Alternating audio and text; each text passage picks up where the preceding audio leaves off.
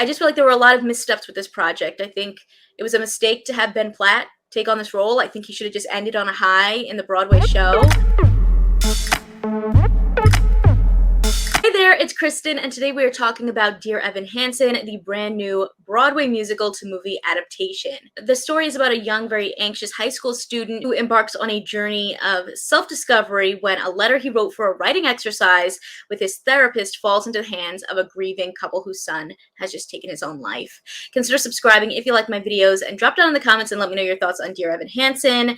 And let me tell you, I have a lot of thoughts. Now, first of all, you guys know that I am a really big theater geek. I love musical theater. Surprisingly, Dear Evan Hansen is a Broadway show that I have not actually seen yet, and I will say after watching this movie, I don't think that I really want to see it. Let's start off with the positive, which is that there is some very beautiful music by Benji Pasek and Justin Paul. I'd heard a couple of songs before, like Waving Through a Window and You Will Be Found, but I will tell you that the music is really well done. Even actors who I feel like are not necessarily known for being singers are able to carry their own with this music. While I loved the music itself, I thought the staging of the performances was very boring. I know that they were trying to go like more introspective, but there were a lot of times where people are just walking and singing and people are looking at them, and it was like, okay, I think we could do something a little bit more exciting here. This is a feature film. Like, there's so much more potential of, you know, visuals that you can add to this outside of just a regular Broadway show. And of course, Ben Platt has a beautiful voice. But outside of that, I will say I did not like this movie at all. I found the character of Evan Hansen, played by Ben Platt, who actually won the Tony Award for this role in 2017, to just be completely unlikable. I didn't believe him. I did not think it translated well on screen. I found the performance to just be very inauthentic. I felt like he was trying too hard, and it just did not come across to me. The character of Evan can't even speak at times to people, but then yet he's giving these giant speeches about this person that he doesn't even know, that he said that he was friends with, and, you know, is touching all of these people. But I didn't feel like it made sense with the character, the way that he was portrayed. We get to the connection between Zoe and Evan and their relationship. I did not believe it. I feel like she has to sing to us multiple times about how she is really into Evan, even outside of the fact that he was supposedly best friends with her, you know, brother who passed away. And I didn't believe that, because there were literally no moments seeing them just connecting in general. Everything was always around the brother. And then even when it came to the role of Alana, I felt like in the musical, from what I understood, this is a character that is supposed to be very boisterous and a little bit egotistical and like very popular at school. And then we find out that she also has her own mental health issues and things that she's dealing with. And I felt like they didn't really give us that full journey for her. I felt like right away you were kind of just in that second half of her journey, and I would have liked to see that whole story arc for her. They also cut so much of the parent storyline out that you lose that impactful story around them as well. Well, I was not a big fan of Ben Platt's performance, and I feel like some of the characters could have had stronger journeys. You know, I think they could have done more in the script to make the character of Evan sympathetic and make these connections seem more realistic. But I think even outside of that, the biggest issue to me with Dear Evan Hansen is just the overall plot, which is that a kid who is, you know, kind of alone at school lies about being best friends with a kid who just killed himself so that he can like get with his sister and like become part of his family.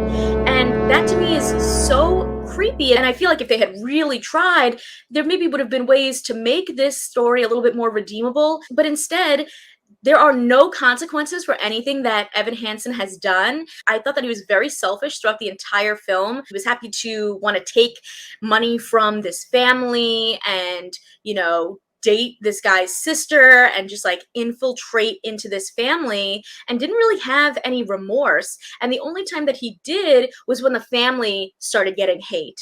And that's when he decides to come clean about everything.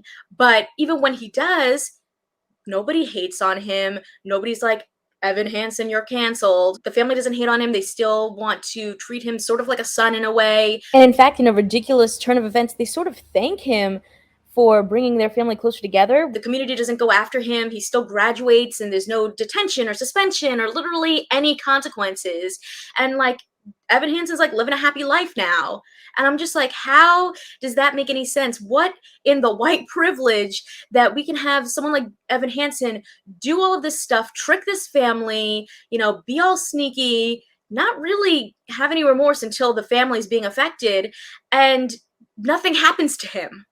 Nothing happens to him. There's no consequences. And that's really what I think ruined this movie for me and ruined just the show in general for me. Is like, that's the story that we're following? What kind of message are we showing? How would this story have been different if a person of color had been Evan Hansen? Would they have gotten off as scot-free as he did? I just hate that they give him a pass, and I feel like it takes away from the story's whole message of like coming together and, the fact that like you're not alone and all of this stuff, because you have just like the epitome of white privilege of this person doing something kind of terrible and getting away with it and having no repercussions. I just felt no sympathy for Evan, and I was really disappointed by this film and just the message that it seemed to be portraying, because I don't think that it was coming across. And I'm surprised that, we're getting this as a movie adaptation when there's so many incredible Broadway shows that I would personally love to see adapted. And instead we get this, which again, the music is beautiful, but the message is so problematic and the story is so problematic. I just feel like there were a lot of missteps with this project. I think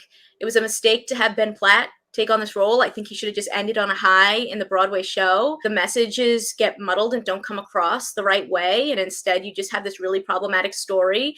I think the script's not strong. I think there could have been more character development. And then the plot overall, just something I don't think that we need right now as a society is, this message of white privilege and how there are no consequences for people and their actions. And I think the other thing is that, like, from what I've heard, many people didn't even realize that this is what the story was. So I'm not really sure where the disconnect is in the musical versus the movie. But I gotta say, I do not recommend Dear Evan Hansen. This is probably one of my least favorite movie musical adaptations that I've seen in my lifetime.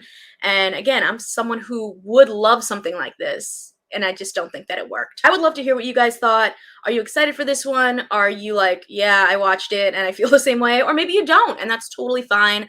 I'd love to hear you guys' thoughts. And if you like this one, you can check out more of my videos right over here, and I'll catch you in the next one. See ya.